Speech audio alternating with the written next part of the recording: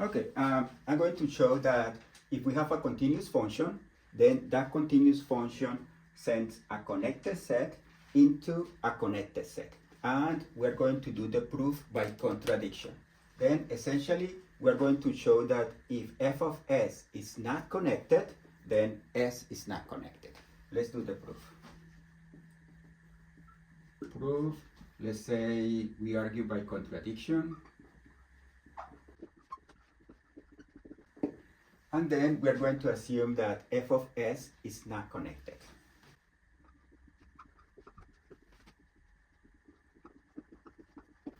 Then, assuming that f of s is not connected, it means that we can find two open sets, B1 and B2. These open sets are open sets in the codomain, such that B1 intersection with B2 is equal to the empty set, and W1 equal to f of s intersection with B1 is different from the empty set, and W2 equal to f of s intersection with B2 is different from the empty set, and f of s is contained in the union of B1 and B2. This is what means for f of s to be not connected. Then we know that the function is continuous. Then we are going to define u1 equal to f inverse of b1 and u2 equal to f inverse of b2.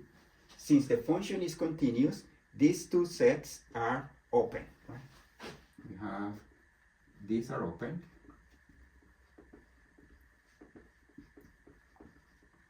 Because f is continuous,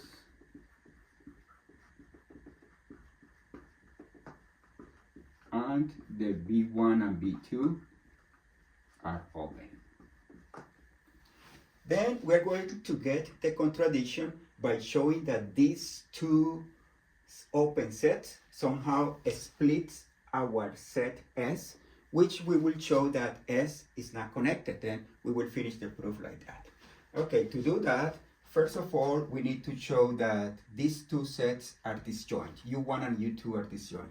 We have that U1 intersection with U2 is just F inverse of B1 intersection with F inverse of B2, but we can show with the properties of the pre-image of a set, this is the same as F inverse of B1 intersection with B2, and this is F inverse of the empty set. Remember that these two have no elements in common, and this is just the empty set.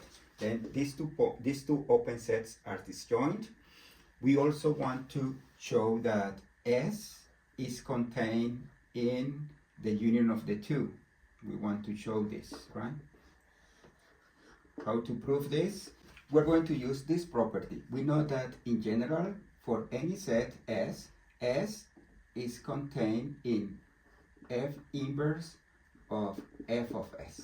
We can show that this is always true. This property is always true. And therefore, using this, we know that this is F inverse of F of S, but F of S is contained in B1 union with B2. Then I know that this is contained in the image inverse of FB1 union with B2, and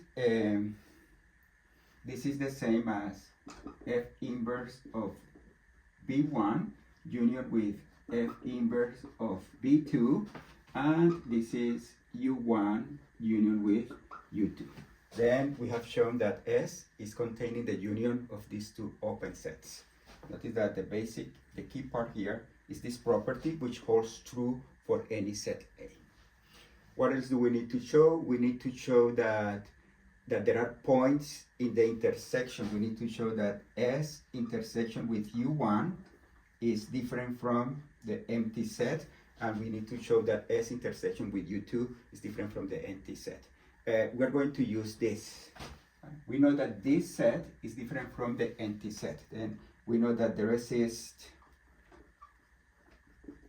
y1, an element in f of s intersection with b1. What is the meaning of this? Y1 is in f of s. That means that y1 is equal to f of an x1 with x1 in s, right? We have that, and we know that y1 is an element in b1. But then we can show that x1, when we think about x1, we know that f of x1 is equal to y1, which is in b1. That means that x1 is in f inverse of b1. Remember that to be an element in f inverse of b1, we need to check that f of x1, which is y1, is in b1, but we have it, right? Then this x1 is in b1, and I also have that x1 is in s. Therefore, x1 is in s intersection with u1. Remember that this is u1 by definition. Then we have shown that s intersection with u1 is not the empty set, and using the same argument, we can show that s intersection with u2 is different from the empty set. And then these are all the properties that we wanted to show. We prove that if f of s is not connected, then s is not connected. Therefore, that finishes the proof. Then if s is connected, f of s has to be connected.